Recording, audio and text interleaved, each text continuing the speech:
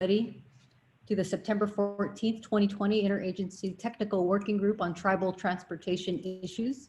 My name is Erica Pinto, and I'm the chairwoman for the Hamul Indian Village of California, also the co-chair of this working group, along with Colleen Clemenson, who's a director of the regional planning at SANDAG.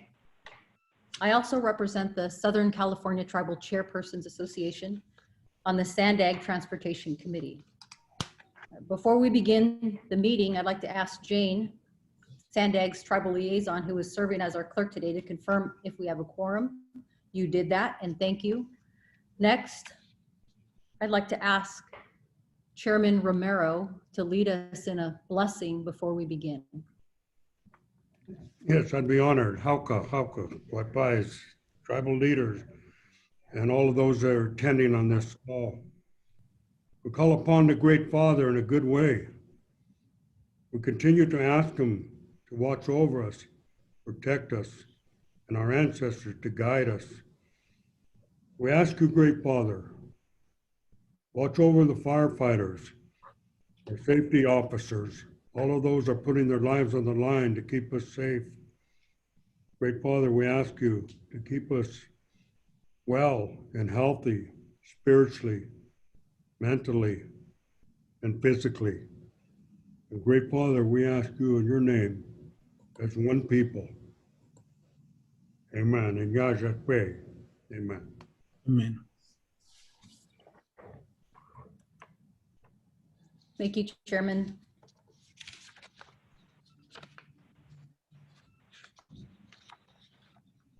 As the chairman mentioned, I know at this time, the world and the nation is seeing challenging times, and I do want to send my thanks and blessings to the first responders, law enforcement, and the people. We've always been resilient, and I know we go through these times and we will get past them together. So please hang in there, and thank you for joining us on the call today. I know there's a lot going on, so I appreciate your time. This is a public meeting in a virtual environment, and I'd like to review the process for both the working group members as well as members of the public who wish to speak on public comment.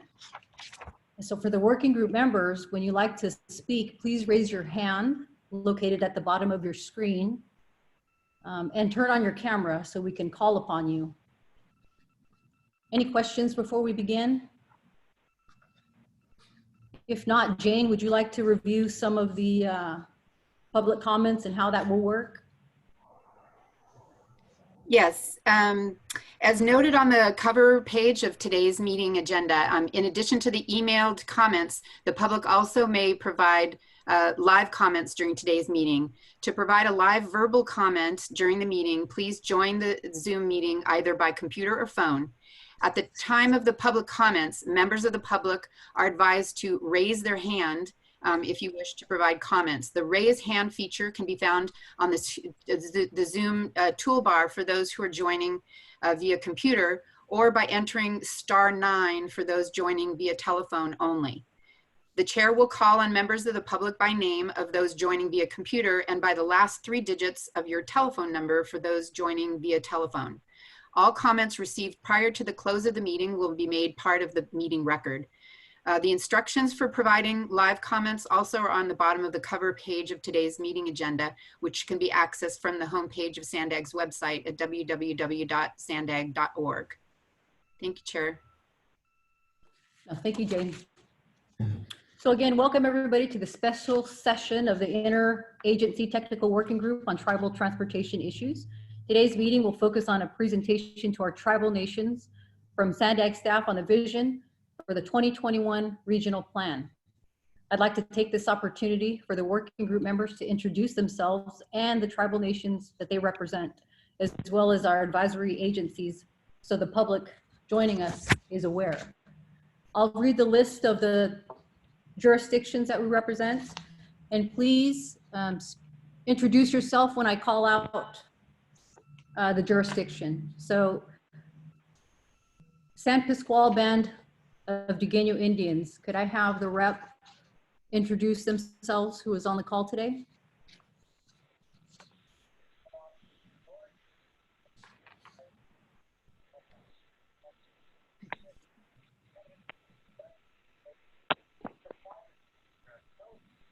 think Andrew, I can see Andrew on the call. I think that was Chairman Cope. Is there, yeah, I don't see Chairman Cope. Okay. Can you guys hear me now? There Yeah. you are, Andrew. Hello. Sorry about that. My phone was unmuted, but not my computer, so sorry about that. Yes, Chairman Cope was not able to attend today, so I'm representing San Pasqual Band of Mission Indians. I also serve as the vice co-chair of the working group. So hello, everyone. Good to see you all, and looking forward to this meeting. Thank you, Chairwoman. Welcome, welcome, Andrew. Good to see you. Barona Band of Mission Indians. Chairman Romero. Hello, Chairman. Campo Kumeyaay Nation. I don't see Chairman Cuero. I'm here. Oh, there you go. Marcus Quirrell. Hi, Chairman. Weapai Band of the Kumeyaay Nation. I do not see Mr. Micklin. Okay. The Ipai Nation of San Isabel. Nope. No, La Jolla Band of Listeño Indians. no, Nope. La Posta Band of the Kumeyaay Nation. no, I don't see Eric. Nope. No, Los Coyotes Band of the Cahuilla Capeño Indians. Nope. no, Manzanita Band of the Kumeyaay Nation. Nope. Mesa Grande Band of Listeño Indians. no. Nope. Paula Band of Mission Indians. This is Shasta Gaughan, Environmental Director for Paula.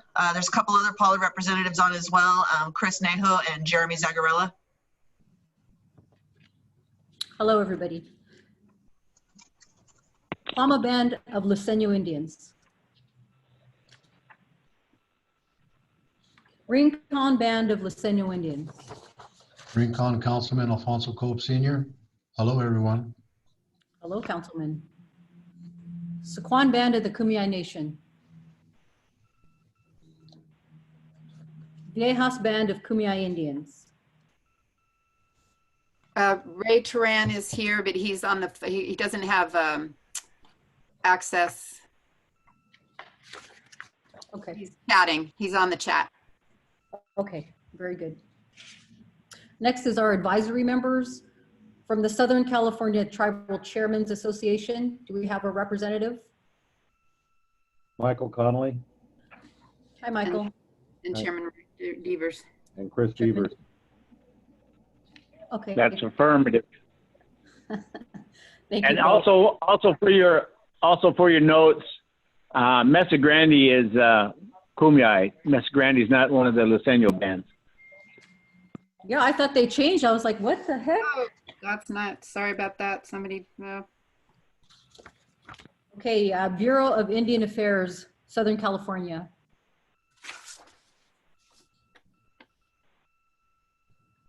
I thought I saw Mr. Gilmore on the call. I did too. Well, I guess I'm all reservation wide, so yeah, I'm up here in Sacramento. Hi, Leonard. Yeah. Caltrans, District 11.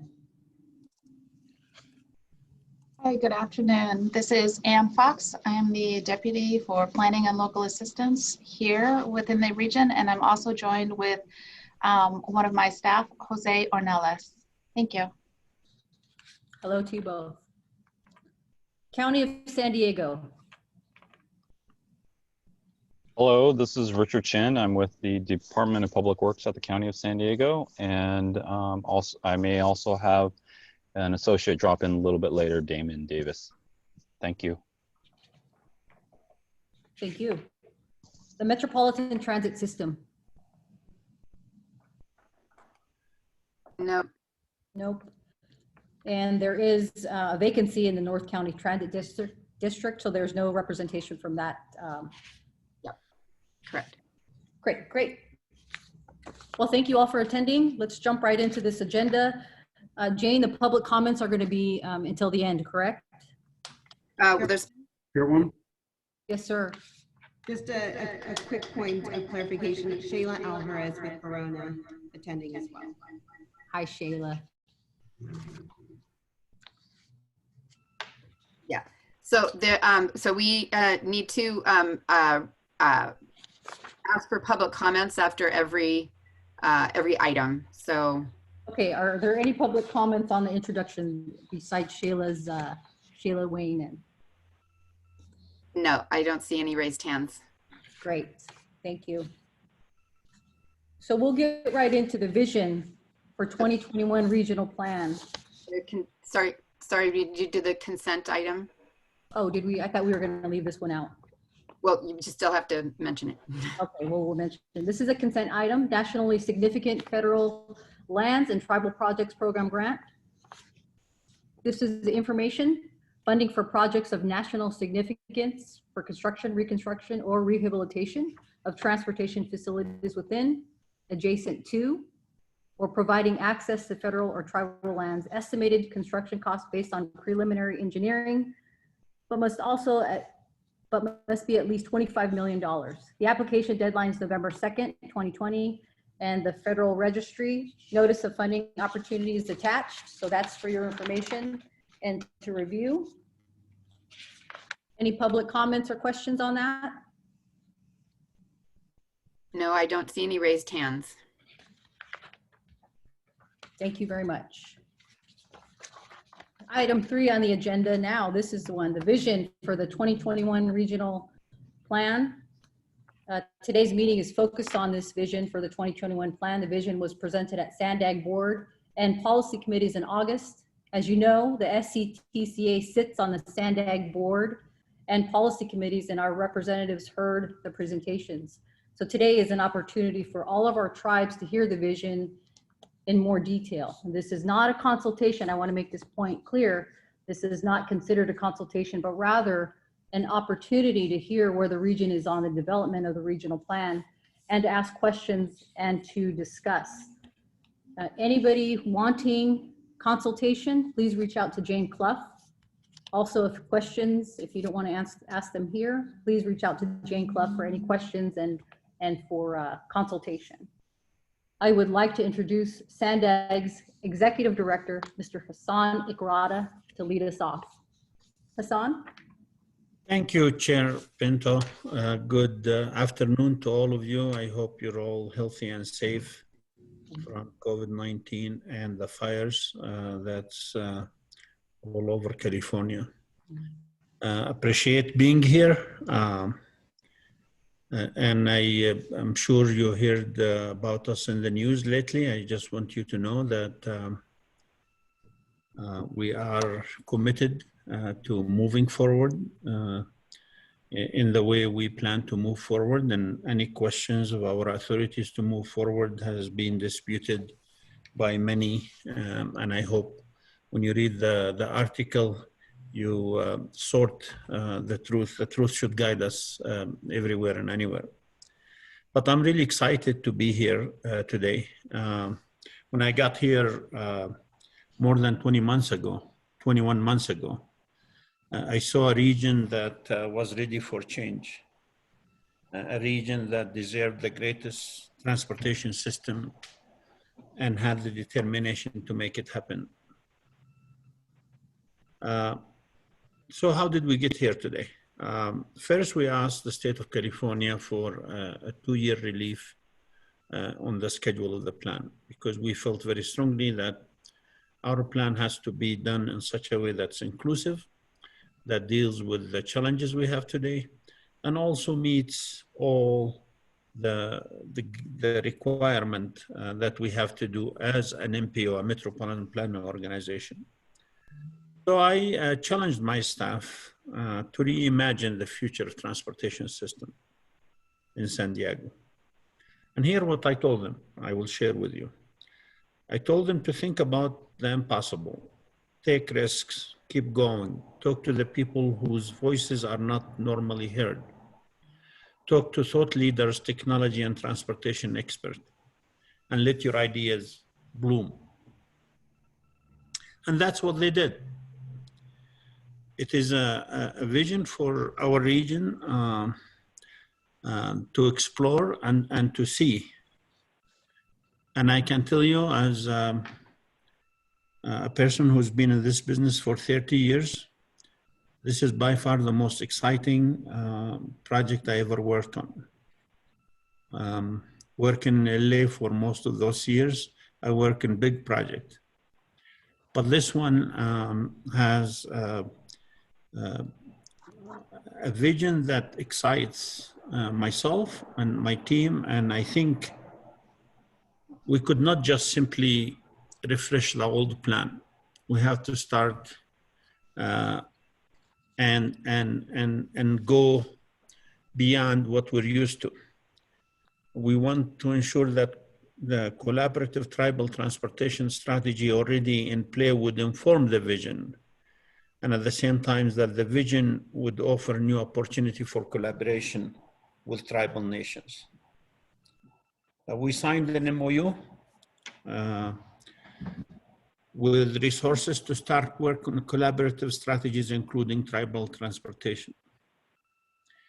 And I am committed today, as I was when I started, to make sure that our planning is inclusive and the Indian nations get the opportunity and the chance to put their input through, and we provided resources for that to happen. I am confident the plan comes out of this vision will work for our region. It is a vision for all. I want to remind everyone that in the planning world, unfortunately, you look much further in the future. And here we're looking 3-4 decades in the future. And what we do is going to impact many generations to come. And we have an obligation to do that. And you know, we have our critics and we have our supporters. But my team and I are determined to see this vision move forward. With all the challenges that it presents the greatest opportunities for the greatest transportation system in the world, for a system that's sustainable for all of us. And I was really impressed and excited about our staff presentation last month to our board of directors that some of you heard about. And I'm hoping for more collaboration with the Indian nations to make this vision a plan and to make that plan get realized. And with that, I'm going to introduce our amazing planning director, Colleen Clemenson, to present the vision with her team today. And we will be available to answer questions at the end of the presentation. Thank you, Chairman, to get it back to Colleen now. Thank you, Hassan, and thank you, Chairwoman. Not sure why. Feedback.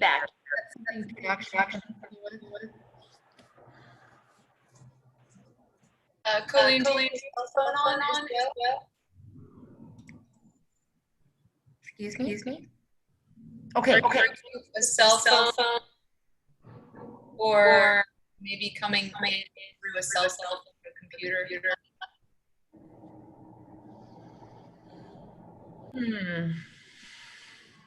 It's usually 2 mics open. It causes that.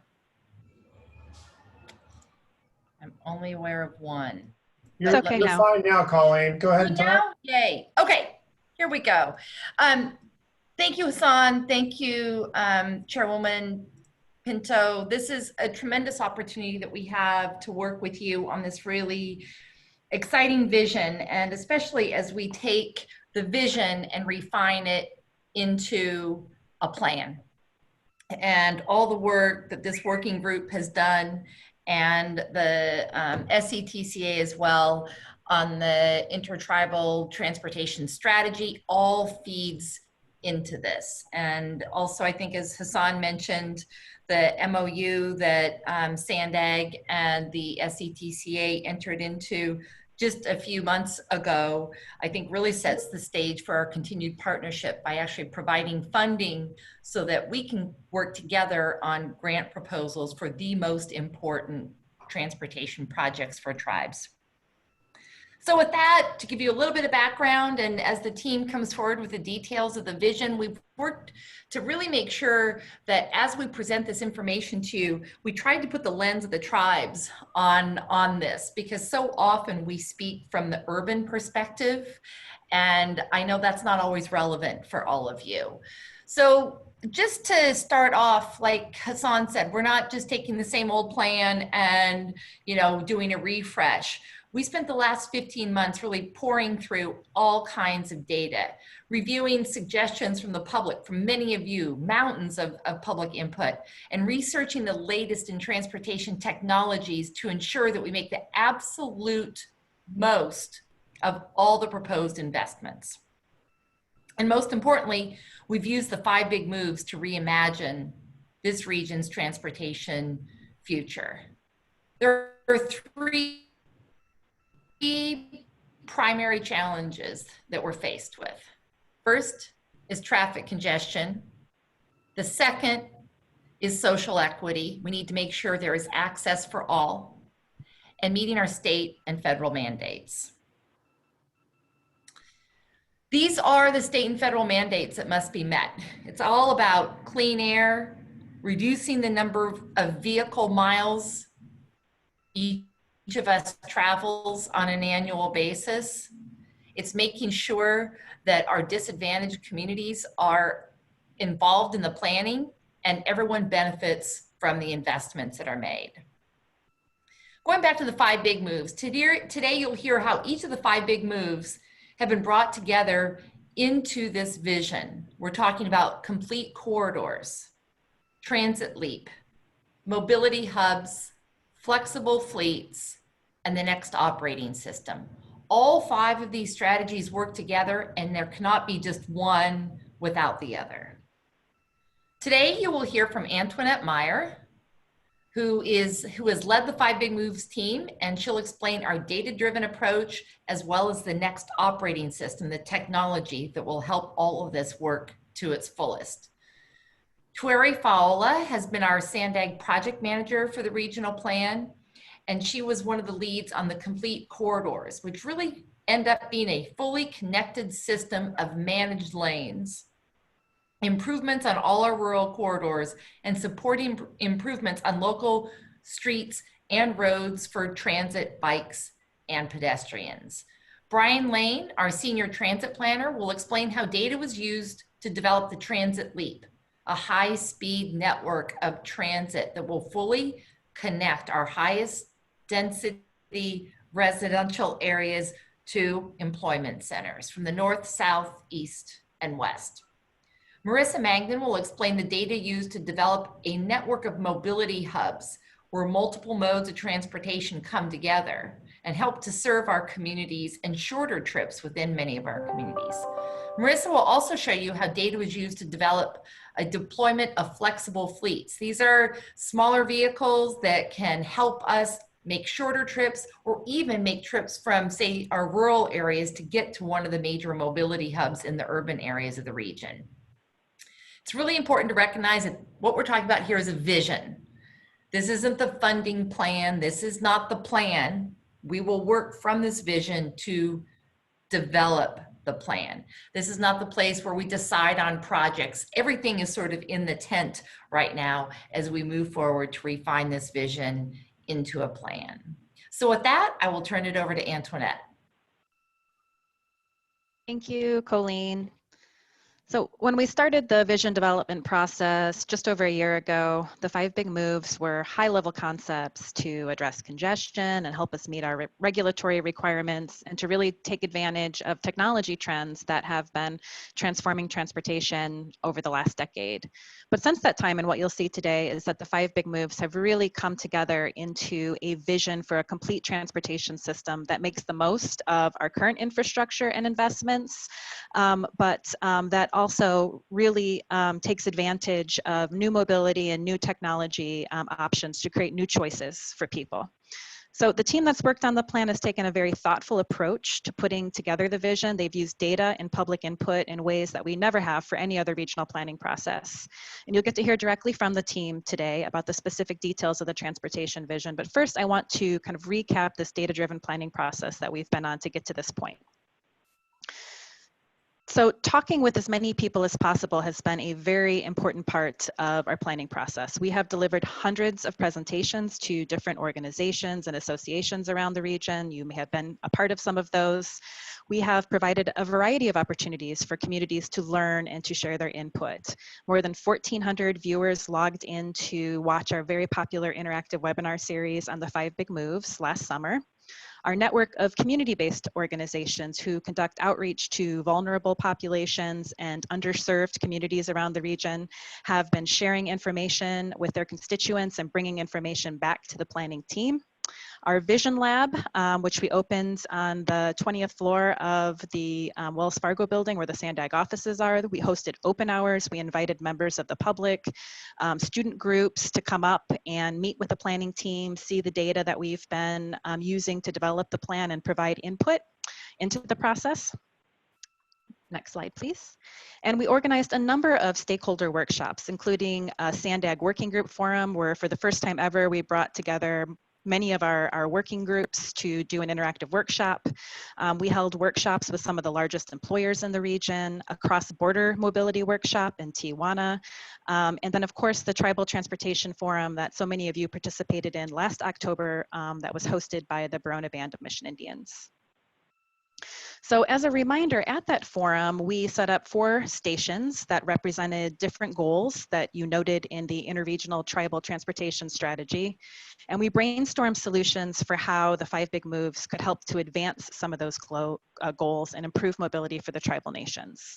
So themes under economic vitality and regional connectivity were really the need for more affordable housing for employees that were near employees' jobs, more affordable transportation options for employees, and policies and programs to support teleworking and flexible work schedules. Themes under safety and roadway conditions were the need for more coordinated planning and support for evacuations and emergencies, and a discussion about how advanced technologies could really improve access to information, help to make the transportation system smarter and safer, and support the efficient and safe goods movement. Under environment and energy, there was a lot of conversation about expanding EV charging infrastructure, publicly accessible EV charging infrastructure, and providing incentives and tax credits that would encourage EV ownership. And under multimodal mobility, many saw an opportunity for microtransit and other rideshare services to provide transportation to tribal communities. And of course, similar to what we've heard through all of our outreach, was a recommendation to offer faster and more frequent transit service that operated into the evenings and the mornings and on the weekends when many people need it to get to their jobs. All of the input that we've received through our outreach has helped us to shape the 5 Big Move concepts and demonstrate the possibilities for a future transportation system that provides a better experience for everyone, regardless of what mode they choose. So this illustration demonstrates a typical highway that could be transformed into a complete corridor and create space for all modes, leveraging technology to keep people and goods moving. Wireless inductive charging is embedded into the roadways to facilitate that expansion of clean electric vehicles. And the full range of transit leap services are integrated with dedicated space on highways and local roads so that transit can offer a faster and more reliable service. Similarly, the full range of flexible fleets are accommodated. We've got dedicated space that is safe for smaller micromobility on local streets and roads, and HOV lanes that make rideshare and microtransit a little bit more reliable and competitive. And then the next operating system, the brain, is making the transportation system work using data and technology to manage how lanes are used in real time, depending on changing demands. So at certain hours of the day, lanes could be dedicated to freight or to transit. Or if there's an incident, lanes could be restricted to emergency vehicles. So managing the system in this way really helps to reduce those stop and go conditions that contribute to greater vehicle emissions and, of course, congestion and delays. And then mobility hubs. They come in all shapes and sizes, but at their core, they are complete communities where a range of travel choices come together, and it's easy and it's safe to get around. Mobility hubs are anchored by Transit Leap services, and they offer amenities that make taking transit an easy and enjoyable experience. So now we're going to explore how empirical data informed the vision development process. We used a wide range of data sources, including census data and survey data and employment data, operational data that we collect from our roadways, and anonymous cellular data to really start to identify those key travel patterns in our region. We started this process with analyzing work trips because they tend to be the most predictable. They cause the greatest peak period of congestion and delay in the region. In fact, 1/3 of all trips in our region are work related. So the map on the left shows where people live, and the map on the right shows our region's largest employment centers, which are home to more than 40% of non-military jobs in our region. We then used census data to make the connections between where people live and where they work. So at the regional scale, those blue dots are those same major employment centers, and those darker lines in the map on the left show all the people from all over the region that are traveling to jobs in those employment centers. And there's a lot of lines there. So in the map on the right, we grouped those nearby lines together to allow us to really start to visualize where the highest concentration of commute trip making is happening in the region. Work trips aren't the only trips that people need to make though, so we used anonymous cell phone data to do the same type of origin and destination analysis for non-work trips. So there are many people who cross the border each day. We looked at trips coming from the border region, and you can see that in the map on the left. And then the map on the right shows trips accessing tribal lands in North County, and you'll see that many of those trips are traveling long distances from South County. And our military bases are major regional employment centers that attract thousands of workers each day. So the map on the left there shows the significant number of trips coming from all over the region to access the military bases. And then in the map on the right, you see how when we combine all of these trips together, you really can start to see that the largest portion of trips are occurring in the western part of the region, and many of them are traveling north-south on our north-south corridors. So this really helps the team to start to visualize where we might need to make certain types of improvements. So for example, the congested north-south corridors could be good candidates for that higher capacity transit and more managed lanes. We also looked at demographic data and environmental data and economic data to determine if the transportation system is equitable and sustainable. So many low-income and minority workers who are more likely to be our essential workers depend on transit and aren't able to work from home. Today, only 7% of our region's low-income residents have access to fast and frequent transit. We can do better than that. 20% of transit riders don't have access to another form of transportation, a personal vehicle, and they spend twice as long commuting via transit as people who drive. 10% of our population has a disability, and what we've heard from our public outreach is that many disabled people have specialized transportation needs, and those needs are not being well met today. Our population is aging. 13% of the region's residents will be 75 years or older by 2050, so we should be planning now for a transportation system that will keep our seniors connected to their communities and mobile. And transportation is the largest contributor to greenhouse gas emissions that lead to climate change. If we ignore it, temperatures and the sea level will continue to rise, which means longer and more intense heat waves and a greater risk of devastating fires and floods.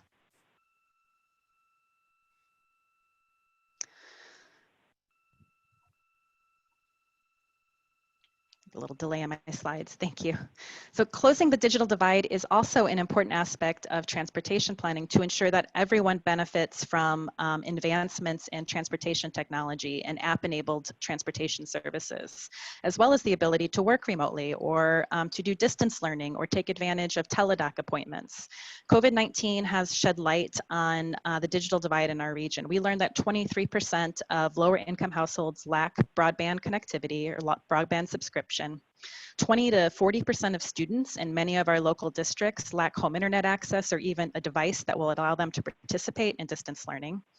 And the digital divide between urban and rural communities is particularly distinct, with less than half of the rural population having fixed internet versus 97% in urban areas. So this needs to become more of an intentional part of our planning process. So at this point, I'm going to hand the presentation over to the other members of the team who have been leading the development of the 5 big moves and the Vision network, so they can share the project list with you in more details. We'll start with Tueri, who will talk about the development of the Complete Corridors network. Thank you, Antoinette, and good afternoon, everyone. You can go to the next slide, Kendall. So, and go ahead and go to the next one. So it can't really be said enough, as Antoinette spoke about, that a lot of data was used throughout this planning process. In addition to all of the data and community input that Antoinette spoke about earlier, we also reviewed existing highway data. And I believe we reviewed some of this with you last time we were here, but wanted to go over it again with you. And so if you look at the data here at the table that's on your left, you'll start to see some of that data that we looked at. We looked at trip distances, daily traffic volumes, travel delay, and more. And this information really helped us to group together corridors that had similar trip characteristics. So for the example as shown here on this map, we grouped together the major north-south corridors of Interstate 5, 805, and 15. We've called these our interregional corridors. And these corridors are typically used for traveling longer distances. They're important for our goods movement throughout our region, especially for the goods that are moving across our borders. And as you can see in the table here, during the peak hours, these corridors are carrying the most people, and they account for 2/3 of our freeway vehicles mile travel, otherwise known as VMT, and delay and congestion in our region. Similarly, we looked at urban corridors. These are corridors that many people are using to travel between where they live and work, those urban and suburban communities. And in the table here, you'll also see that the urban corridors, they make up approximately 1/3 of our region's freeway VMT and delay during those peak hours. And finally, we looked at highway data on our rural corridors. And we know that the rural corridors, they are vital for the residents as well as the tribes that are in the eastern part of our county, and that they serve as critical evacuation routes for you and access for emergency responders, as we're seeing here happening today with all of the fires. And last time when we heard from you, we know, and between all of the input we got from you and the input from the public, that safety is a very important factor for the people who use these corridors daily. And as you can see here, the rural corridors, they don't contribute as much towards the freeways, VMT, and congestion during those peak hours. It's actually less than 5%, but they are used for similar types of trips when it comes to how long people are traveling, as we saw in the prior slide for the urban corridors. So taking all of the data and everything that we heard from people into consideration, we proposed a network that really imagines seamless connections using a managed lanes for our highways, as well as safety and access improvements for the rural corridors. So this map, I'll talk through it a little bit because I know it's a lot of lines to look at, but this map shows the possibility of what a complete system of managed lanes could look like, and managed lanes could operate very similar to what you may have experienced if you've ever traveled on the I-15 express lanes, if you've traveled on it as a carpool, if you've used our Rapid that has transit priority access, or if you've paid the toll using Fast Track as a solo driver. That's the kind of experience that we're talking about when we reference managed lanes. And so this map seen here shows the potential number of managed lanes that we could implement on each corridor. Again, those major north-south corridors, they're shown in lime green that I mentioned earlier, being the 5, the 15, and the 805. These have the longest trips typically occurring on these corridors, as well as the most congestion. And we proposed 4 managed lanes, so 2 lanes in each direction on those corridors. And then the urban corridors, you'll see that we proposed in that same lime green color on the State Route 78 in the north, as well as Interstate 8, 4 managed lanes. And then the other urban corridors, those east-west corridors connecting our suburban and urban communities, you see them here highlighted in both blue and purple. And so that's a mix of 3 lanes. The 3 would have a reversible lane that could be used during the peak hours, or 2 lanes, meaning 1 lane in each direction. And all of the things that we're proposing here are matching the needs of what we observed when we were looking at the data. But before I leave this slide, I do want to talk about the rural corridors, which are shown on the right side of the map in the darker green. And again, we do know that these corridors are very important to the tribes, so I want to spend a little bit of time talking about our vision for them. And one of several things that we envision for these rural corridors is implementing and utilizing technology.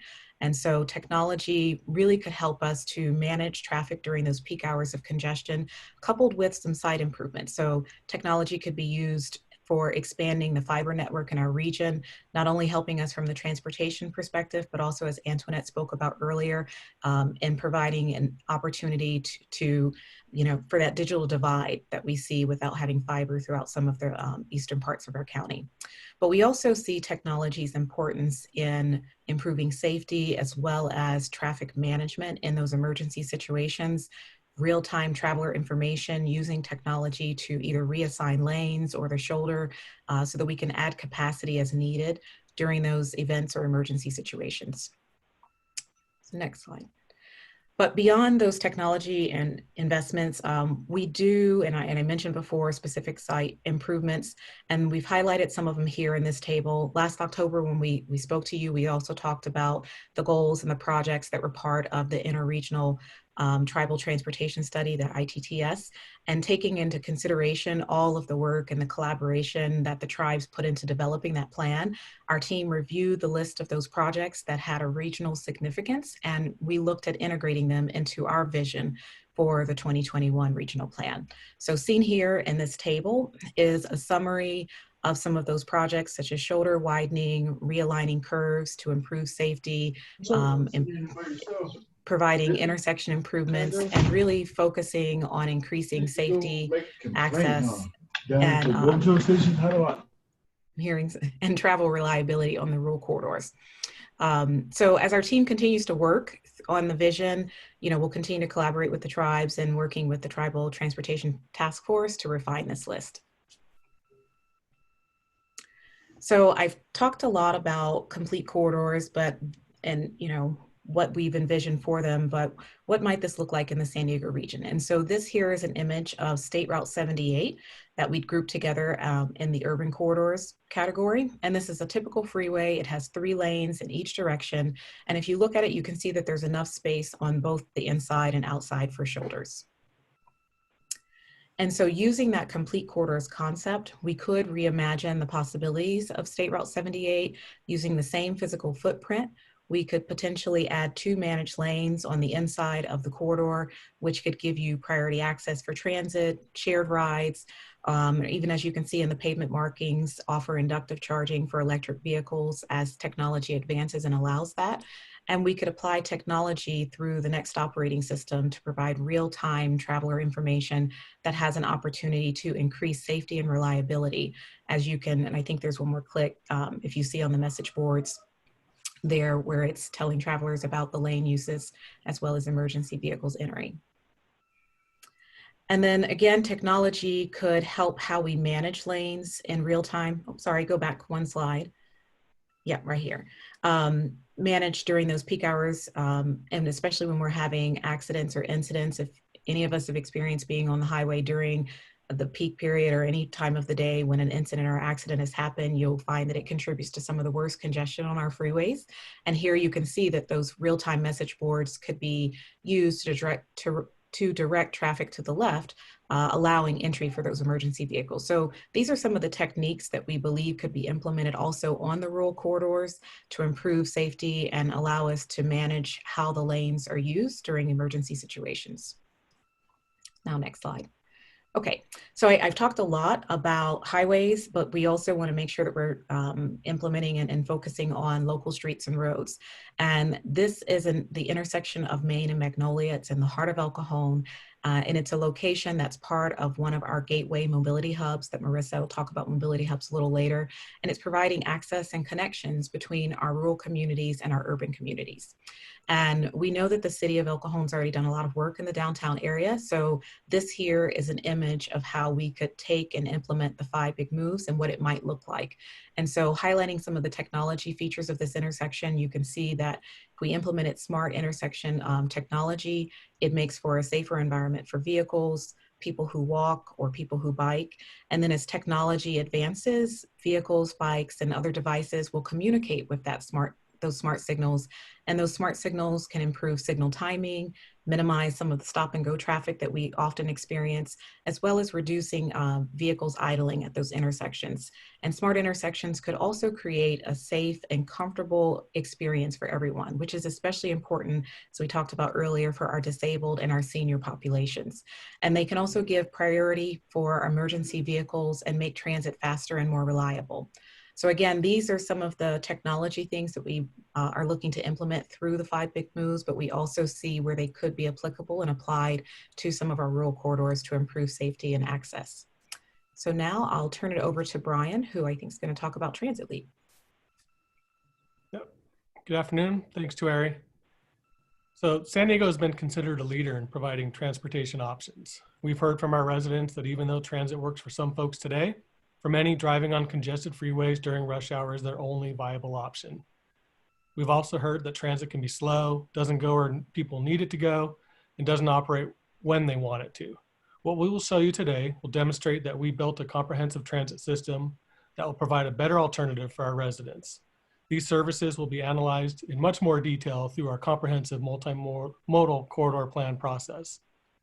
One of the first steps in developing the transit network was determining the types of services. Routes, stations, and supporting infrastructure are then developed around these services based on what the data tells us. The Transit Leap network includes 5 different types of services. Commuter Rail routes are designed to be separated from cars by operating in tunnels or in bridges. Trains can go faster, up to 125 miles an hour, and travel longer distances in shorter amounts of time.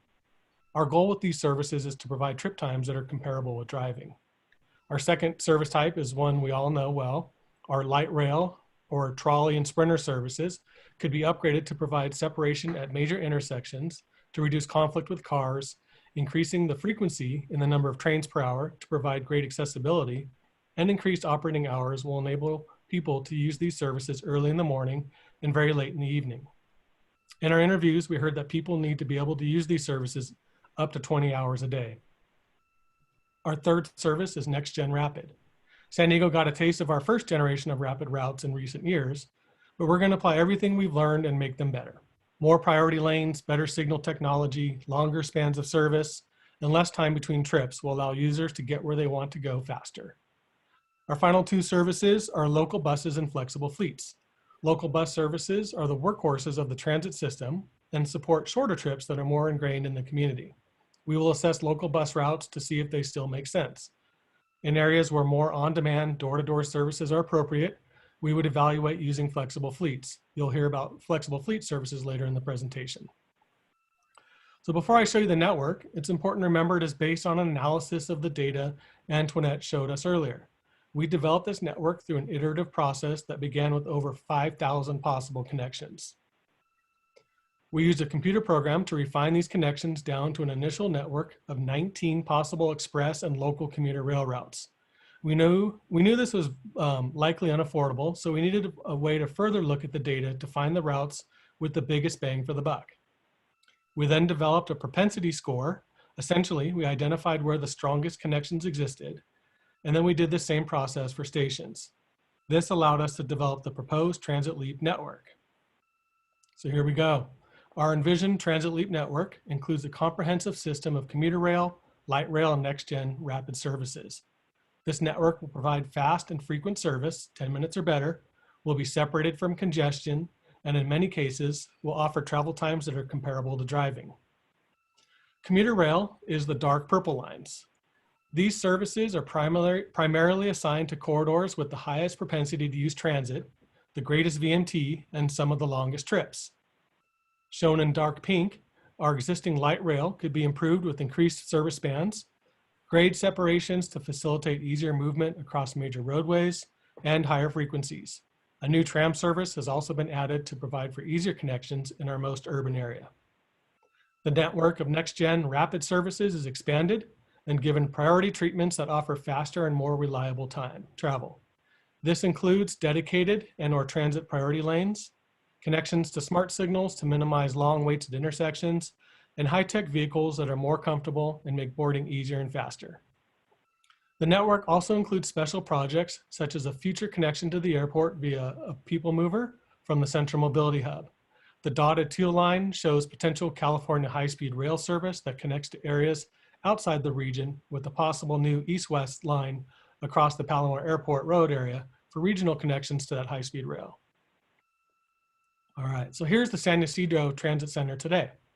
Even though thousands of people use it every day, it lacks amenities and has a lot of open and unused space. Imagine the San Ysidro Mobility Hub of the future. A rich blend of local buses, micromobility, and amenities make it a great place to catch a ride. Again, here's the San Ysidro Transit Center today from the trolley platform level. Imagine what it could look like with the commuter rail operating with light rail and surrounding high-intensity land uses. So once the transit network was developed and we were confident in the network, we evaluated how it performed when compared against the transit of today. It's important to know that our Transit Leap network is designed to provide a trip every 10 minutes on almost all the routes. Today, only 5% of people are within 10 minutes of a fast and frequent transit service. With the Transit Leap network in place, this number rises to 55%. As I mentioned before, we heard that people want longer service hours. Today, only 8% of the population has access to longer service hours. Today, just a handful of trolley and of bus routes provide 20 hours of continuous service. With the implementation of the Transit Leap network, this increases to 60%.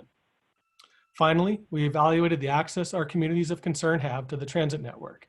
Today, only 7% of our region's low-income residents have access to transit that operates every 10 minutes. With the implementation of the Transit Leap network, this could increase to 59%. So by applying Transit Leap as part of the 5 big moves, our transportation system can be faster, fairer, and cleaner. I'd like to turn it over to the mobility hubs. Thanks, Brian.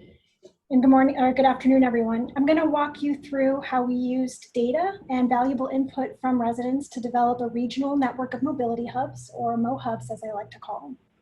Antoinette provided a nice introduction to mobility hubs a bit earlier, but I'd like to really reiterate that anytime we talk about hubs, it's not just a matter of placing a handful of services at a single transit station. We're thinking much bigger about how a lot of travel options, safe streets, and supporting amenities can be spread across communities to make getting around a lot easier. A whole community comprises a mobility hub. Essentially, mobility hubs do 2 things: help people seamlessly connect to and from Transit Leap, and make it easier than ever to make short trips without needing to rely on a personal car. People need to feel safe while waiting for transit or riding a bike, and all of our proposed mobility hubs would help address this by creating spaces where people feel both comfortable and respected as they travel from one part of the region to another. Mobility hubs and Transit Leap are intrinsically linked, so we collaborated to examine the more than 60 major commute start and ends to assess where mobility hubs could be situated. But commute trips only tell part of the story, so we used some of that anonymous cell phone data to evaluate top non-commute destinations in the region for added insight. The bottom line is mobility hubs really work best in communities that have a high concentration of people, destinations, and travel choices. They're also essential to ensuring high quality of life for people of all ages, backgrounds, and abilities. These guiding principles informed our analysis to determine ideal locations for regional mobility hubs. We looked to see which areas were most conducive to hubs based on current and forecasted population and jobs, proximity to major destinations like colleges, beaches, large shopping centers, hospitals, and more, presence of senior, minority, and low-income communities of concern, and walkability combined with levels of short trip making. Results of this propensity analysis are shown in the map on the right. Green and yellow areas reflect high to moderate levels of hub propensity, while gray reflects lower propensity. This process helped us to quote unquote right size all mobility hub areas based on characteristics that lend themselves nicely to mobility hub investment. It's also vital to ensure that we have a connected network of mobility hubs to help people reach major attractions. The proposed regional mobility hub network displayed here does this and more. The network is comprised of our region's urban core, plus 30 more mobility hubs, all co-located with Transit Leap to serve a large amount of employment and recreational destinations. Starting with the urban core, this would span downtown and surrounding higher density residential and commercial areas. We have 4 gateway mobility hubs that would be key entry points into the 5 Big Moves network, and those include the US-Mexico border, El Cajon, Escondido, and Oceanside. 9 major employment centers that could offer mixed-use development opportunities, 8 coastal hubs that are popular seaside destinations for residents and visitors alike from all over the region, and 9 suburban, mostly residential neighborhoods situated near transit loop routes. It's within this mobility hub network that you could see the highest concentrations of transit leap and flex fleet services, and with nearly half of our region's trips being 3 miles or less, mobility hubs could offer a unique opportunity to really transform how we move around our communities using pedal bikes, electric trikes, mopeds, and more. By 2050, we'd anticipate these hubs covering approximately half of the region's residents and more than 2/3 of the region's jobs, making them great opportunities to boost the live, work, play lifestyle. But it's also really important to gauge how well the proposed mobility hub network overlaps with our communities of concern. These 3 maps show how the mobility hub network would cover low-income, minority, and senior populations by 2050. The map on the left shows that approximately 60% of all low-income households could live within a mobility hub by 2050. Map in the middle shows more than half of all minority residents living within a hub by 2050. And the map on the far right shows how about half of all seniors 75 and older could be living within a mobility hub by 2050. While the proposed regional mobility hub network is situated in places exhibiting higher hub propensity, that doesn't mean that neighborhoods located in between or beyond mobility hubs are excluded from accessing them. These hubs represent places where it makes sense to have a robust mix of travel options from a regional mobility perspective. However, people can still use flexible fleets to reach places that may not directly be served by transit leap. For example, someone might ride commuter rail to the El Cajon Gateway Mobility Hub, then pick up a car share vehicle they've reserved in advance to get to the Sycuan Employment Center. On-demand ride-sharing services could also help people make longer trips from a tribal area like San Pasqual to one of the mobility hubs in the South Bay. And we can do one more click to activate that animation. Thank you. We already have convenient shuttles that transport people from key transit centers to casino destinations or van pools, helping tribal land employees reach working waterfront destinations. But added flexible fleet options could provide more convenient mobility alternatives to driving alone. Let's take a closer look at 2 potential mobility hubs. On the west end of the urban core, a central mobility hub could be a key convergence point where all types of transit services from across the region come together to provide connections. The new people mover could also connect the hub to the airport with fast and frequent service. Take a moment to just imagine what it could be like to have our own Grand Central-like experience. Chic architectural design, a variety of shopping and dining options, or just a place to meet up with family and friends. Lower levels of Central Mobility Hub could offer access to the high-speed commuter rail, light rail, and that automated people mover. Clear and intuitive wayfinding would make navigating the hub a breeze, and real-time travel information reminiscent of world-class airports would keep everyone on time to catch their next train. Next, we will head up the coast to one of my favorite beach cities of Oceanside. It's long served as a welcome point in the region for anyone traveling south from LA. So we can get a taste for how OTC and the surrounding community can be transformed into a fully functioning gateway mobility hub. Hub improvements could offer a new type of waiting experience by offering complimentary Wi-Fi, mobile device charging, and public art. There could be dedicated bike share, parking corrals to help keep the platform clutter-free. Parcel delivery lockers could make it convenient to pick up a package before catching the train. And over on the Tremont Street side, shuttles could be ready and waiting to take passengers to tribal land destinations. Moving east to Mission Avenue at Nevada, more shared mobility service options and amenities could expand far beyond the transit center to help bring this gateway mobility hub to life, while building upon traffic calming measures the city's already implemented. We can do one more click there to show shuttles, mopeds, electric vehicle charging, mixed use development there on Mission Avenue. Dynamically managed curb space could also make passenger loading easy and convenient for rural and tribal communities to access downtown Oceanside destinations. So keeping a lot of those mobility hub features in mind, we'll take a closer look at flexible fleets. Vision's Flex Fleet strategy is to provide a shared electric on-demand services that provide more options for moving around the region. And because they're enabled by technology, they can easily adapt to different environments.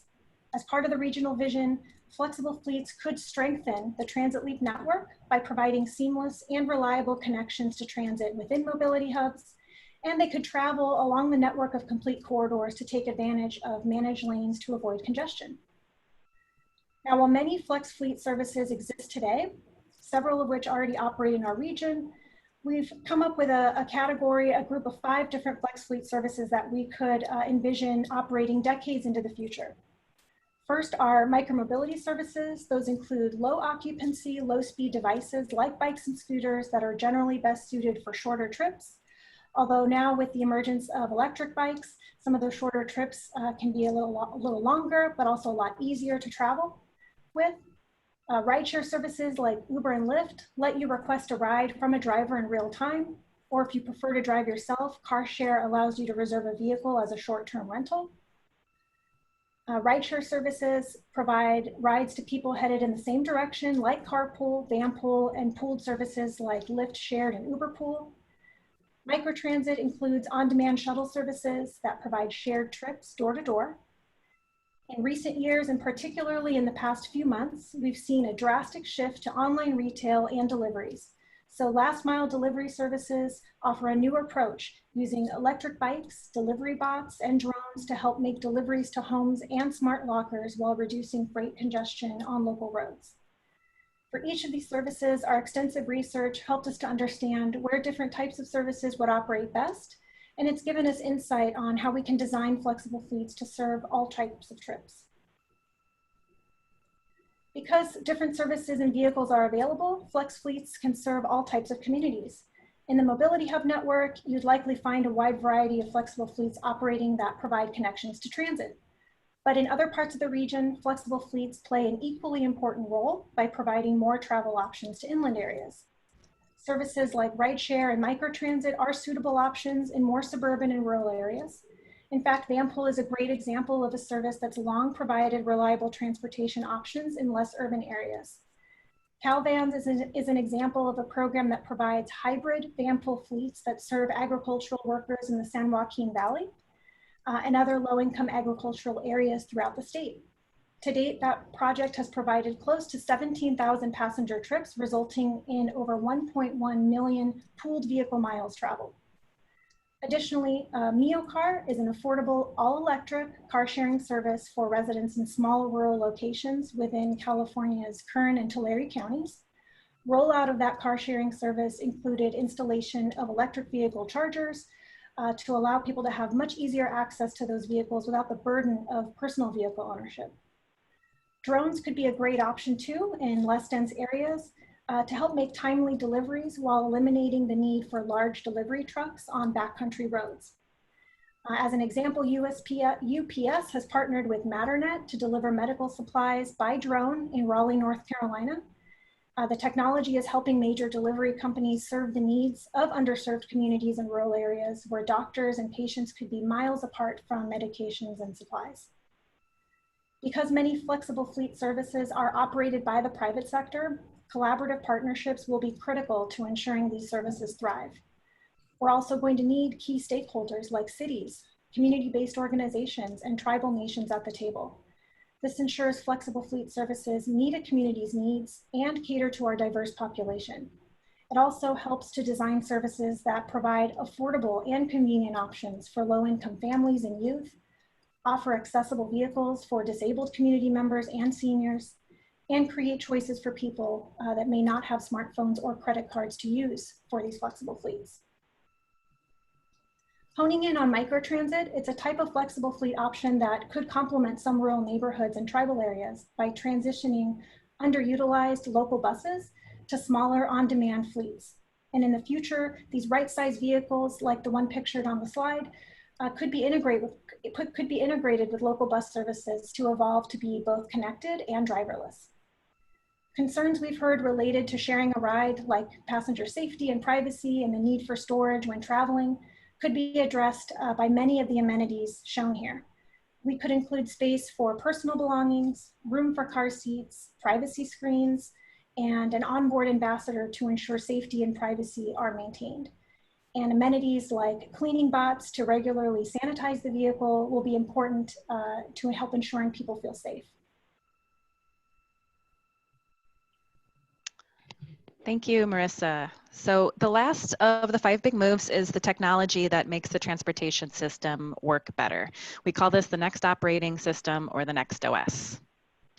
So the next OS, simply put, is a digital platform that uses data from a variety of sources, both public and private transportation services, smart infrastructure, and enables new applications and tools for people traveling around the region, for operators, and for planners and policymakers. So for people traveling around the region, NextOS offers tools for trip planning via an app or a kiosk for people who don't have a smartphone or prefer to use cash, where you can book and pay for any trip across any mode. Transportation service operators like transit agencies or freight operators will have real-time insight into fleet operations and the ability to optimize their services in near real time. And they'll also have the ability to provide their customers with better real-time information. And then planners and policymakers have access to data and visualization tools that will help inform important decisions around where to make certain types of investments in the system. So let's take a look at how the NextOS, combined with the other 5 big moves, could improve the experience for a typical commuter in the San Diego region. So this is Laura.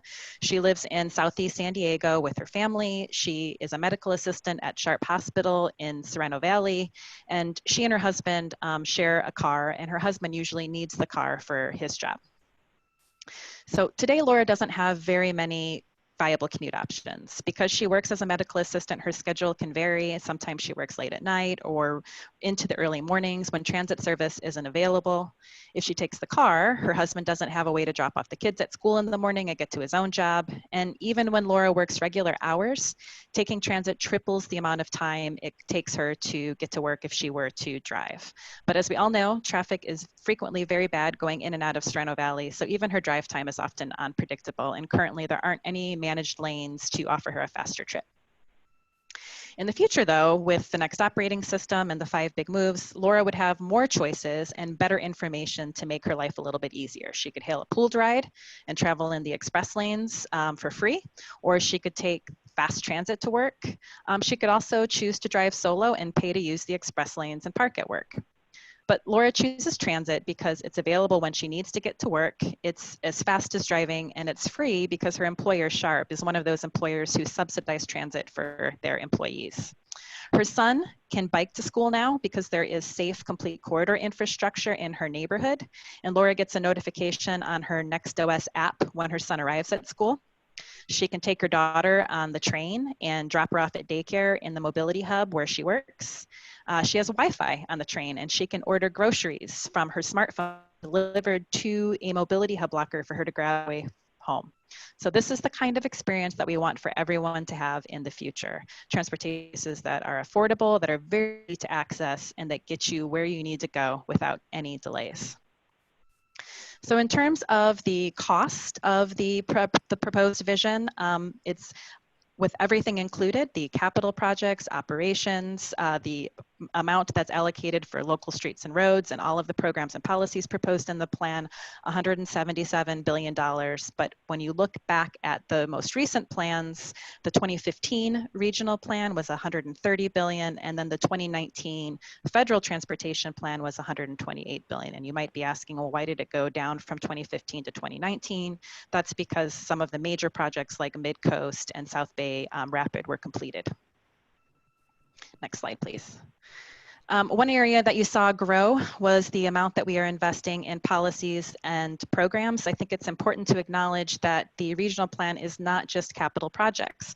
Beyond those transportation system investments, meeting our climate goals and bringing the vision to life requires coordination on programs and policies. And so there are a number of programs and policies proposed that really build on successful programs that we already manage today, like Smart Growth, our climate action planning, our transportation demand management program.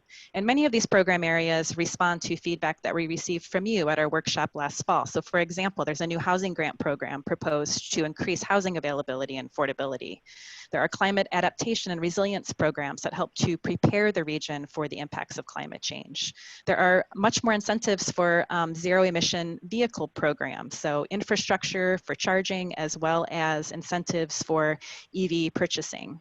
Our transportation demand management program, which is successful today, has additional incentives to promote alternative transportation options to driving alone, including more support for teleworking and remote work in the future. Vision Zero policies and programs make the transportation system safer and accessible for everyone. And Fix It First programs prioritize maintenance projects that ensure that our roads and public transportation are in good condition. So those are just a few examples. In terms of next steps, so we are starting now modeling an environmental analysis, and that will take us through fall and winter of 2020. In the spring of 2021, we will release a draft plan. So the work that we're doing right now on modeling additional data analysis will help us to take the vision from a vision down to a plan. That draft plan will be released for public review in the spring, and we are on target to adopt a 2021 regional plan in the fall or winter of 2021.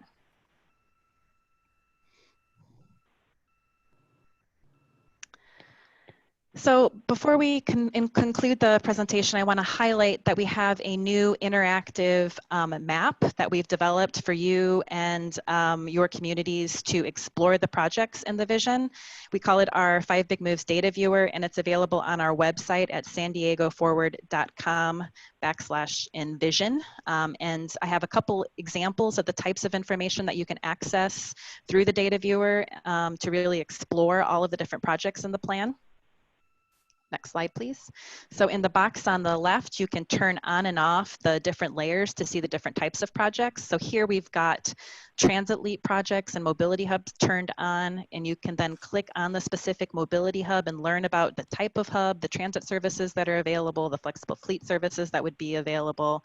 You'll see here for Escondido Mobility Hub, we've got light rail, next generation rapid, and then just the full spectrum of flexible fleets envisioned for this hub. And then if you want to explore complete corridor projects, you can turn on that layer and click on a specific corridor like the 52 here and see the types of improvements that are proposed for that facility. In addition to the highways, you can see explore the local arterial network and the bike network as well. So with that, I want to hand it back to Colleen before we open it up for questions and discussion. Thank you. Thanks, Antoinette, and thank you to the whole team. We really appreciate your patience here today to go through all of these details, and your input has been critical over the years, and I think even now more so than ever. So from all the tribal summits and workshops that have been held, I think you're all aware that we're still working through the tribal consultation process with the SCTCA and the board of directors as we move to taking this vision into a plan. But with that, I just want to conclude, thank the team, thank all of you for your patience today, and together with the Chair Pinto, we will engage in a dialogue. So thank you so much. Can I get up on the deck from the outside, or? Yeah, each level has a deck you have to take go out. Thank you. Thank you. I appreciate everybody's effort in bringing this together. I always see something new when I review the 5 Big Moves. But thank you to the team. Thank you, Director Ikrata. Appreciate all the work. Any comments or questions on the plan from any of the members, advisory members?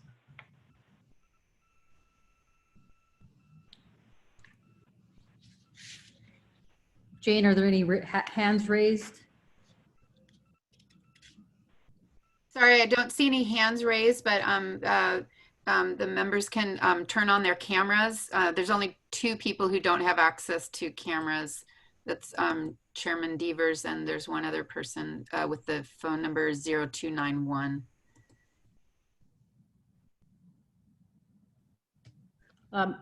Council Member Kolb, you have a comment or question? A question.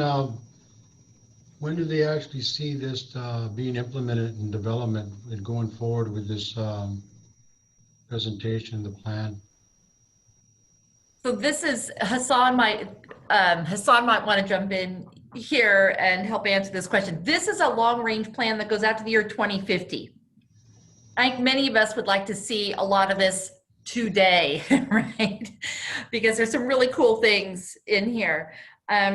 We right now, as we take the vision to plan, we want to try to figure out how much of it we could do by the year 2035. That's when a lot of our mandates come in to play. And so part of what we'll be doing is a lot of analysis to figure out what we can do by when and how we pay for it all. And Hassan, I mean, these are the challenges we face as planners with big ideas.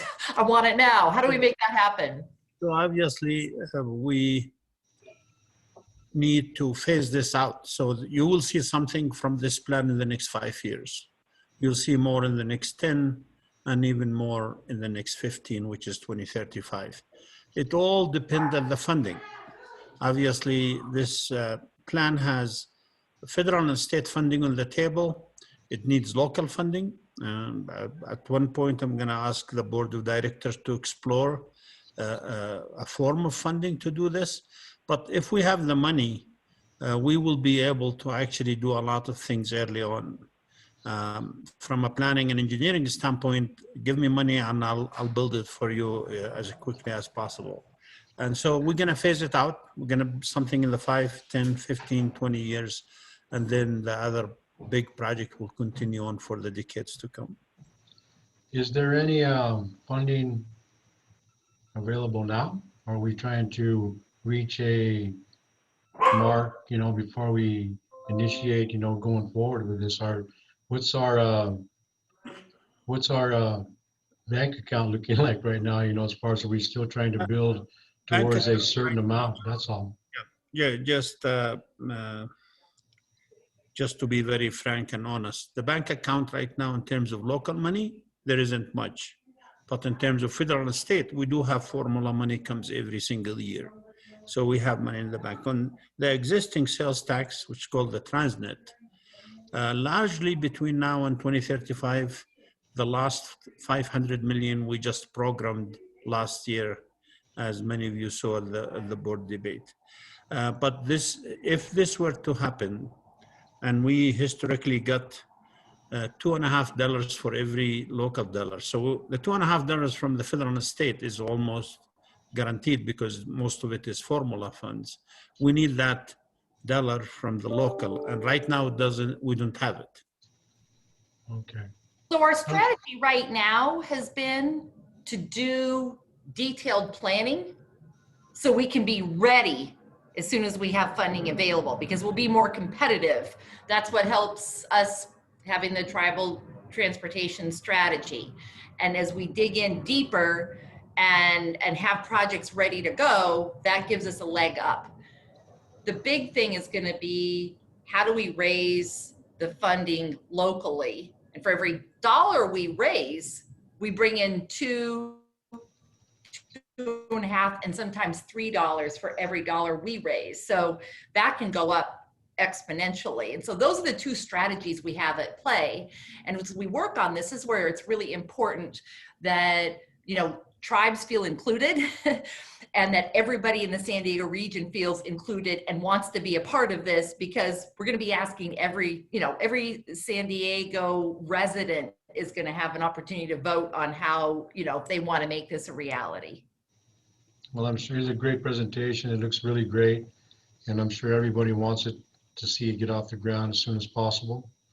And we just have to have patience and wait. Hopefully, not to say it in a very disrespectful way, but hopefully in our time, we'll get to see this come about, But anyways, I was just curious. I've been on the board for approximately about 6 years. And I knew you do have to have a lot of detailed planning going into things. So anyways, thank you. Thank you. Any other comments or questions from the committee members? Hello, Chairwoman. This is Andrew Orozco with San Pasqual. Hi, Andrew. Go ahead. Okay, sorry I don't have a camera on, but you know, I thought it was a really good presentation. I want to thank the SANDAG staff for putting that on. You know, these are definitely 5 big moves, and how we're going to get there is going to be a challenge. How do us as tribal communities get there is even a bigger challenge. And, you know, throughout the presentation, I was trying to, you know, identify, you know, areas where we do have some similar, you know, challenges and maybe things that we can work on together. I like the idea of the mobility hubs, having a tribal mobility hub that caters to our needs, the needs of our communities individually, because we have similar issues. You know, we have freight. I think that's an area that, you know, we could definitely work together on, you know, freight solutions, buses and transit for, you know, our community, our employees, and guests of our employment centers. So I think there's some opportunities there to work together on that. And then obviously a big glaring issue that I see with us is connectivity, internet service. And so that's got to be a big push from us to make sure that our communities are connected. You know, with this pandemic, we've all seen how critical that is to every stage of life, from kids in school to our elders. So, you know, it is a bold vision, and I see there are some opportunities where you know, the tribal nations can come together and find some areas that we can really push. And I think at the end of the day, I think this is a good vision, and I'm looking forward to working with everyone on having our voice heard for this bold move. And if I may, Chair Pinto, and thank you, Andrew. I would say this, and as I told Chair Pinto and Mike and Bo this morning, our goal is for the tribal nation to actually use the resources available to them to collaborate with us. So before we release the draft plan in April, that we captured exactly what you just said, Andrew, and that is, what is it in this vision that, because we want to be inclusive, obviously, and we don't want to sell you a lot of good plans. We want to build them. We want to do them. I see a lot of opportunities in the mobility hubs and the flexible fleet, electrifying with the fleet, in goods movement, like you mentioned. So I'm really looking forward to that collaboration, and the MOU signed for that reason. We advanced $50,000 from the $200,000 for that purpose. But I want you to pay attention to the April deadline. April is the time when we release the draft plan, and I'm hoping to capture your input by then. And one last comment, and I think Chair Pinto knows where I'm going with this. You know, nothing is worth anything in life that's not going to take a lot of money and take a lot of time. If anybody tells you they're going to do something cheap and easy, you have to wonder what that could be. This is a vision, I believe, and I might be biased, and this staff spoke to you today, pull their hearts and soul into it. They use the most sophisticated techniques and models and tools and data that they have never. I believe it's good for the region. Now, I'm not the final sayer of whether this is going to move forward. It's Santiago, and it's all of you, and the board of directors. So I really look forward to you know, making this challenge together. And yes, granted, some of this is going to take longer time, but we owe it to the next generation and the generation after that, because we inherited a system from our fathers and grandfathers that we're proud of. So yes, it's challenging. Yes, it's going to be a long road ahead, but I believe it's worth it.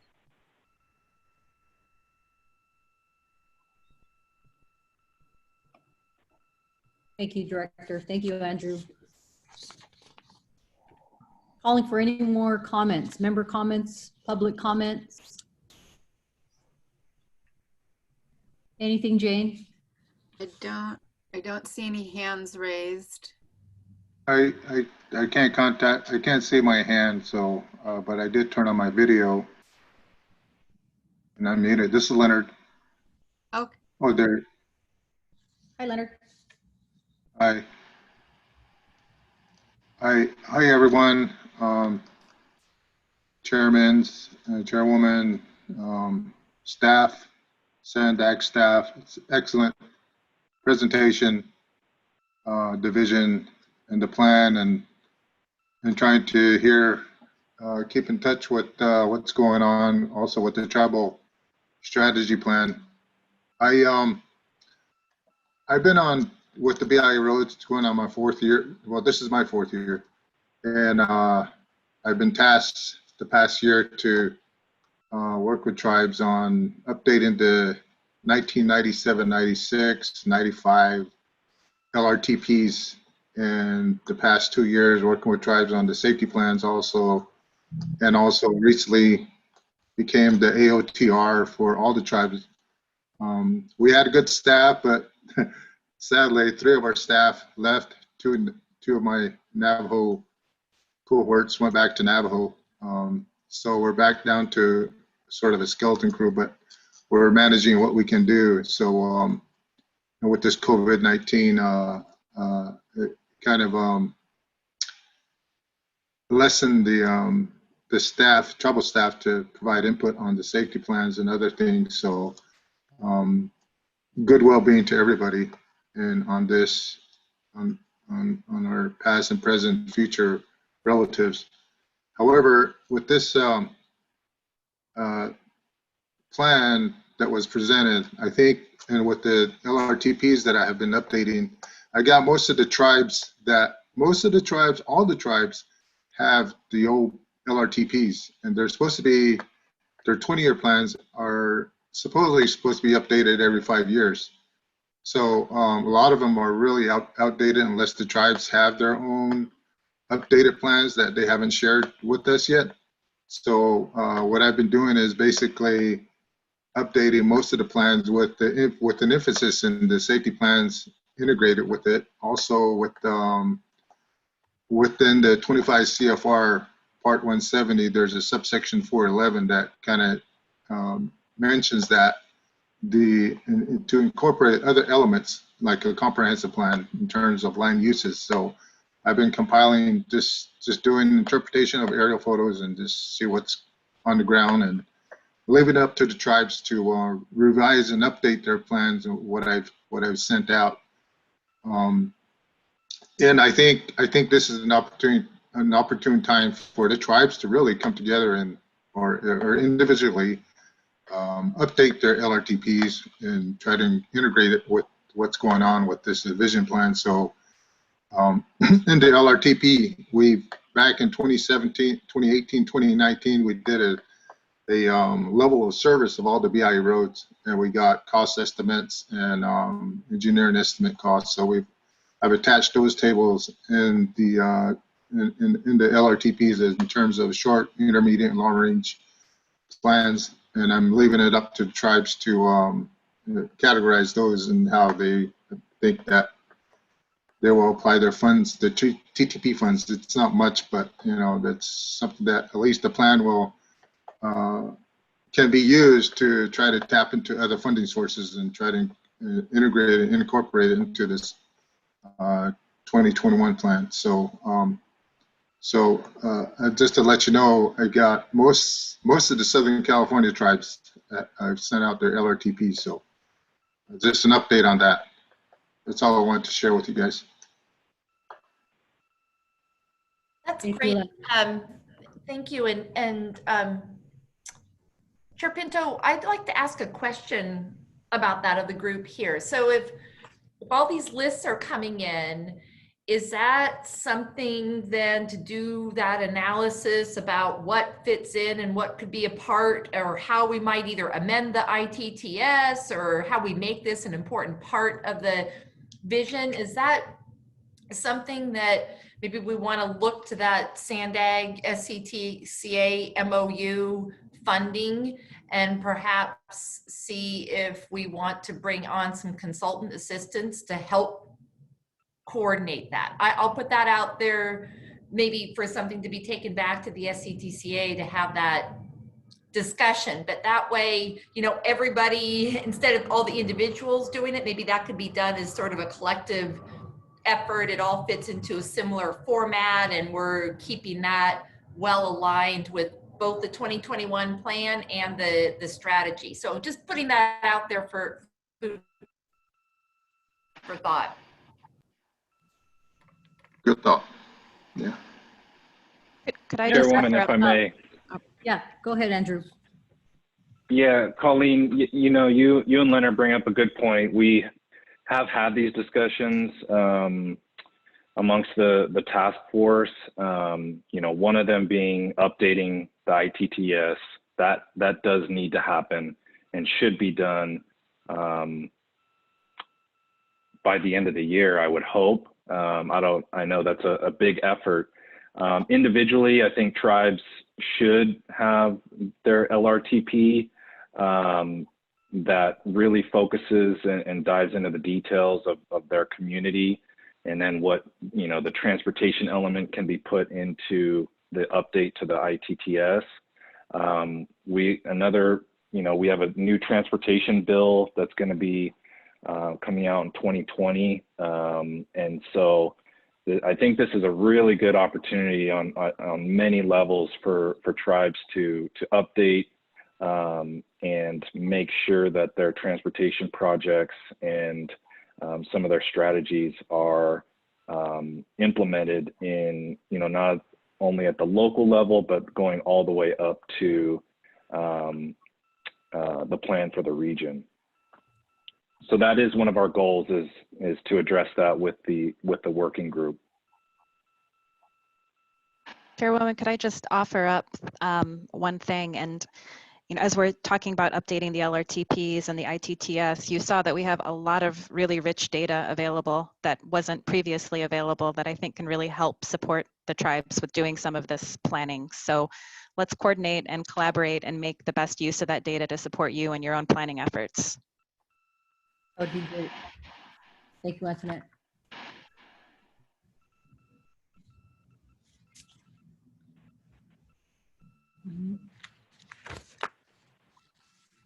Okay, if there are no other questions, remember, if you want consultation, this is not consultation, but reach out to Jane Clough, and then we can all collaborate. Yes.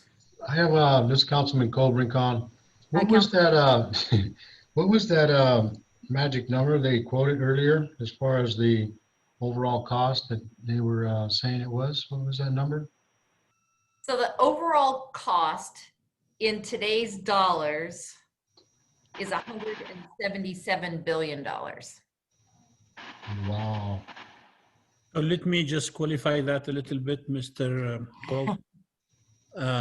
So this includes maintaining the system we have, which takes about, we have to do anyway. I mean, we can't let the bridges go to, it is not all new.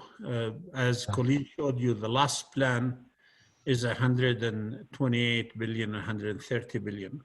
And so when you think about it, for 40 some billion over 3 decades, you're getting this vision compared to the situation as normal. It's a lot of money. There's no question about it.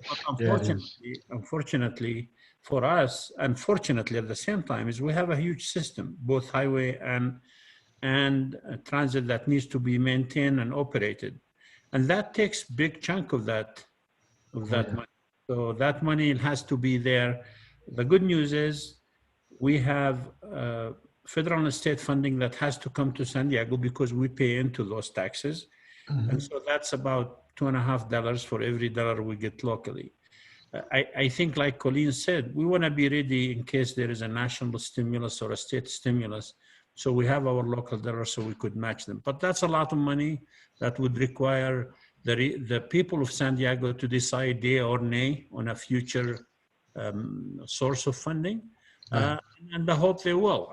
You know, like they did in LA about 6-7 times, they'll do it here, because investing in infrastructure and transportation is investing in the future, the economy, the sustainability, and that we hope is going to happen here in San Diego. And that PowerPoint right there, that was sent to us, and I wasn't able to look at it or open it, but if you can send that to me, that'd be great. If not, if I have it, then I guess Jane could direct me to where to find it. Okay? Okay. Thank you.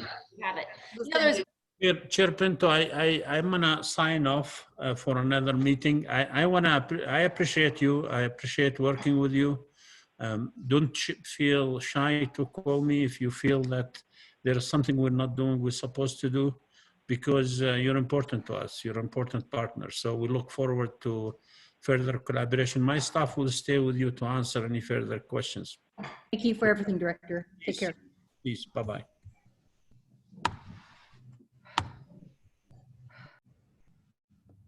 Okay, you're going to get that to Councilman Kolb. Ask and you shall receive, Councilman. Yes. Okay. No more public comments, it sounds like. It seems like we're winding down. As I mentioned earlier, anyone wishing to further consult, please contact Jane Clough, and she will schedule that for you.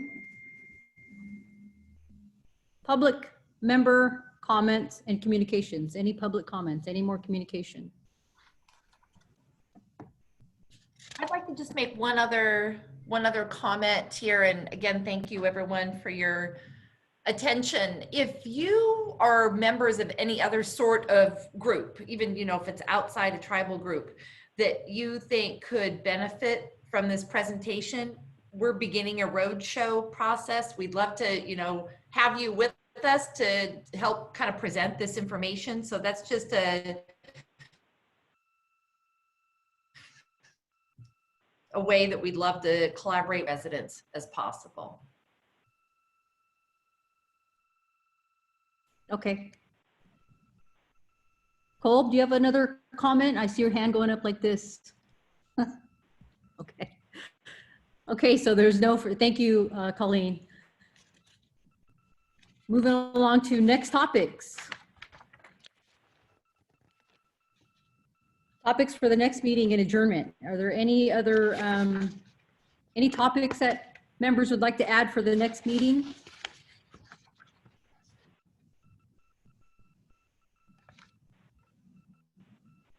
If I could suggest that we come back and see if there's any additional feedback that any of you have, and we provide another update on kind of where we are in this process, that would be extremely helpful from, at least from Sandag's perspective. Okay, we'll do that. I wanted to suggest that one of the things that we were a little bit talking about, the comprehensive corridor studies that are part of this process would be, I think, helpful if the tribes understood how the corridor studies were being developed.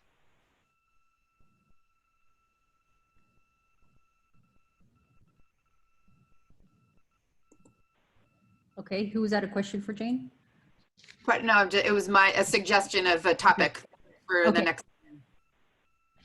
So how the comprehensive corridor studies were developed?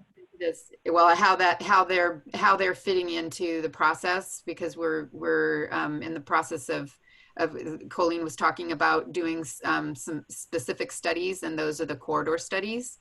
Yes. And those will affect they're around the region, so they'll affect different tribes differently, and they'll need a tribal consultation process as well. Okay. And maybe to provide a little bit further definition of those, as we talked about, there's planning getting underway now, so that we can be ready for funding. So there are 12 corridors that we're currently working on, 12 complete corridors. And so I think we could come and actually we're starting with 5, and then we'll be doing 7 as soon as we finish the 5.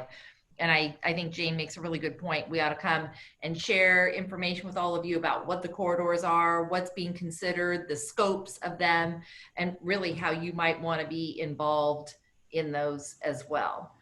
But they're kind of a, there's so many things, and you guys all know this from the way you're doing your work. So we're working on the big picture vision. We also have short and medium term plans that we're currently implementing. And so a lot of these things are happening at the same time, but they all do fit together. Okay. So we will add that, Jane, to the next agenda. Mm-hmm. And did we set our next meeting? Is it in October? So yeah, so we've been on the task force, have been talking about some various things that need to be discussed. And so we're suggesting having a meeting in October, since today we were focused on the vision. Yes. And suggesting the 28th of October from 10 to noon. Okay, members, committee members, does that work for you? Do you have your calendar in front of you? I have my calendar in front of me. And does it matter if it's hosted? Oh, I guess we're doing it Zoom. Doesn't matter if it's north or south, so. Committee members, does the 28th work for you? That works for me, Councilman Colburn Khan. Thank you, Councilman. That works for San Pasquale. Thank you, Andrew. Verona's in. Thank you, Chairman.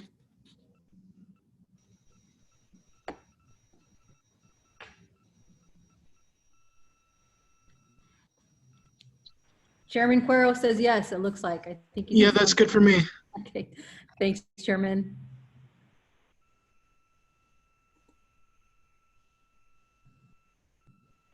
Okay. Works for Viejas. Great. Okay. So that's scheduled. October 28th is our next meeting with the topics that Jane raised about the corridors. Colleen, we have a SCTCA meeting tomorrow, so we'll discuss, and Jane and I will talk offline about the topic that you raised about the consultant to work together with the MOU and the SCTCA and SANDAG. Anything else before we close out? Jesse, you need to ask if there's public comment. Okay, any more public comment? No, I do not see any hands raised. There are no hands raised. Okay, hearing none, it's 2:45. I'd like a motion to adjourn the meeting, please. Motion to adjourn. Motion to adjourn by Councilman Kolb. Second, Verona. Second by Chairman Romero Verona.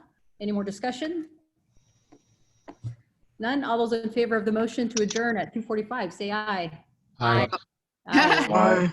Wait. We do actually have to do a roll call. I'm sorry.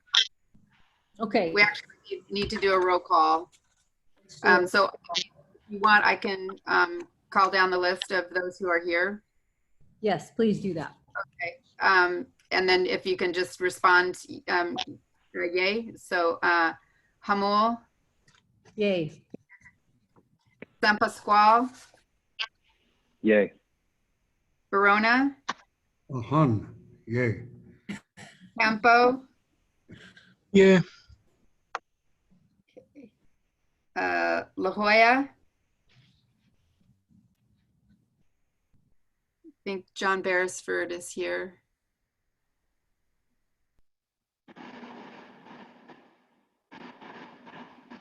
John Beresford.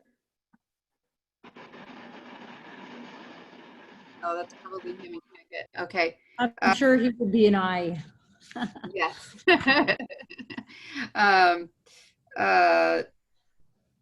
Paula. I think we may have lost folks from Paula. Rincon. Yay. Aye. Here. Okay. And Viejas. And that's in the chat. Yes. Yes. Okay. That concludes our meeting. Thank you, everybody. I'll see you October 28th. Stay safe. Until next time. Thank you. Good meeting. Thank you, everyone. Thanks, everyone. Thank you. Bye, everybody. Bye-bye.